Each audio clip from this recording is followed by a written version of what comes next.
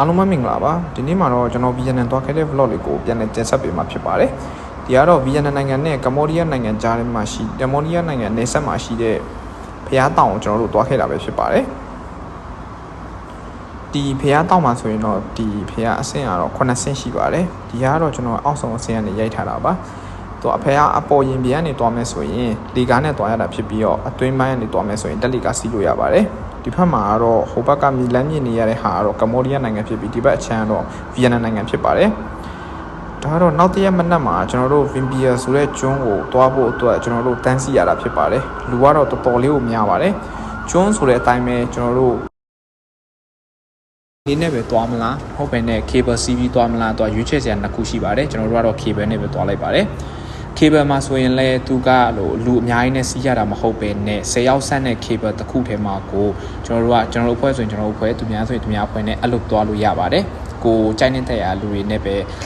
ခွဲပြီးတော့စီးလို့ရပါတယ်ခင်ဗျာဒီကတော့အောက်ဘက်မှာဆိုရင်သူကလေနဲ့သွားလို့ရတာဖြစ်ပြီးအပေါ်ဘက်က cable နဲ့သွားလို့ရပါတယ်ဒီကတော့ကျွန်တော်တို့ဝင်ချင်းအထဲကိုဝင်သွားတဲ့ဟာလေးပါပြင်သစ်ရွာနဲ့တူပါတယ်ဒီဟာကတော့ကျွန်တော်ရိုက်ပြထားတာကတော့ဒီရဲ့မြေပုံရဲ့ဆက်စဝင်ချင်းပေါက်တော့မှာပေါ့နော်ဒီဘယ်ဘက်အချမ်းမှာဆိုရင်တရိတ်ဆိုင်ရုံဘက်ကိုသွားတာဖြစ်ပြီးတော့ညာဘက်အချမ်းမှာဆိုရင်ကျွန်တော်တို့ရိုလာကိုစာစီရဲ့ဘက်ကိုရောက်ပါတယ်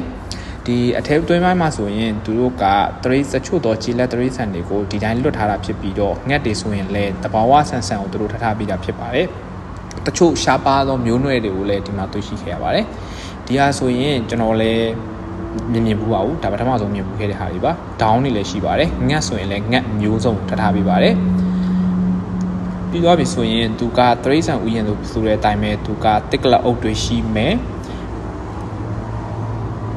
ကြံ့နေရှိမယ်မြောက်တွေရှိမယ်ဒါကတော့မြောက်ဖင်တွေပါဒီကတော့ကြားတွေပါသူတို့ကတော့ကြားတွေကတော့လို့လောင်ရင်ထဲမှာတော့လောင်ရင်ထဲမှာမထားဘဲနဲ့ကိုလို့သူတို့အတွက်ခြံလေးထားပြီးလှုပ်ထားပေးတာပါဒီကတော့မြောက်တွေပါသူတို့ကမြောက်ကတော့မြောက်ကိုဘလို့အမျိုးအစားခေါ်လဲတော့မသိပါဘူးမြောက်အမီးကတော့တော်တော်ရှိပါတယ်ဒီဟာကြတော့ကျွန်တော်တို့ဒီဂျပန်ရွာလို့ပြောရမလားဂျပန်အဲ့လိုအိမ်ကြီးတွေနဲ့စောက်ထားပါတယ်အပတ်ဝင်းကျင်တာမှာပြီးတော့ငါးလေးတွေအများကြီးပါဒီဟာတော့ကျွန်တော်တို့ဟိုဘက်နောက်တစ်ဖက်ခြမ်းမှာရှိတဲ့ roller coaster စစီဖို့အတွက်ကျွန်တော်တို့တန်းစီနေရပဲဖြစ်ပါတယ်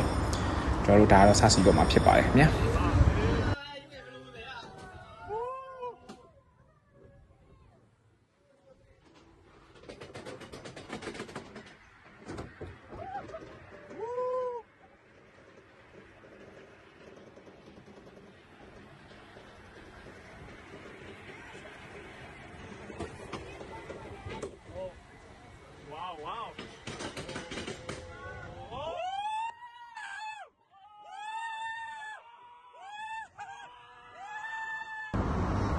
ဒါကတော့ဗင်ပီယန်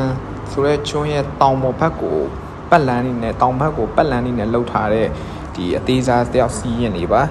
ဒီကတော့ကျွန်တော်ဗင်ပီယန်ကျွန်းကိုအဝေးကနေရိုက်ထားတဲ့မြင်ကွင်းလေးပဲဖြစ်ပါတယ်သူက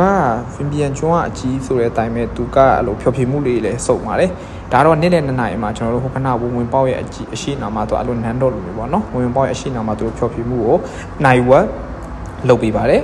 ပြီးသွားရင်ညနေခင်းမှဆိုရင်လည်းအဲ့ဒီအဆောက်အုံရင်ရှိမှာပါပဲညနေ9နာရီတိမှာသူကဒီရဲ့အကအဲ့လိုနေ့လည်တော့လိုမျိုးပေါ့နော် performance ကိုမတူပဲနဲ့ကိုအမျိုးနေနဲ့လုပ်ပြီးတော့သူတို့ကသွားညတိုင်းရှိပါတယ်နေ့တိုင်းရှိပါတယ်ပိတ်ရမရှိပါဘူးနေ့တိုင်းအဲ့လို performance တွေလည်းထားပေးပါတယ်ဒီကတော့ညနေဖက်မြင်ကွင်းနေပါဒီဟာပြီးရင်တော့ကျွန်တော်တို့အကုန်လုံးထွက်ရပါတယ်ဘာလို့လဲဆိုတော့ Vivian ကျွန်းကိုပိတ်လို့ပါဒီကတော့ကျွန်တော်တို့ဟို Vivian ကျွန်းဘက်ကနေပြီးတော့ပြန်လာတဲ့ဟာလေးပါဒီရဲ့ Vivian ကျွန်းကညအလားတော့တော်တော်လေးလှပါတယ်ပြီးရင်သူကကျွန်တော်ပြောမယ်ဆိုတော့တရက်ထဲနဲ့တော့တွက်လဲလို့တော့မလောက်ပါဘူးဘာလို့လဲဆိုတော့ Vivian ကျွန်းကြီးအကြီးမလို့ပါဒါတော့မှကျွန်တော်ရေကစားတဲ့ဟာတွေဘာလို့ကျွန်တော်မထဲရိုက်ထားတာထက်ကျွန်တော်တေချာမစောလိုက်ရပါဘူးဘာလို့ဆိုတော့အချိန်မလောက်လို့ပါတရက်ထဲနဲ့တော့အဲ့ကျွန်းလုံးလည်းမဖြစ်ပါဘူးဒီဘက်မှာဆိုရင်လည်းဟိုတယ်တွေမရှိဘူးလားဆိုရင်ရှိပါတယ်ဒါပေမဲ့ဟိုတယ်တွေကဈေးနည်းမြောက်ပါတယ်ဒါကတော့ကျွန်တော်ဗီယက်နမ်သွားခဲ့တဲ့ vlog လေးပဲအဆုံးထိကြည့်ရှုပေးကြတဲ့လူတွေအားလုံးတယောက်ချင်းစီတိုင်းကိုကျွန်တော်ကျေးဇူးအထူးတင်ရှိပါတယ်နောက်လည်းဗီဒီယိုများကိုဆက်လက်တင်နိုင်အောင်ကြိုးစားသွားပါမယ်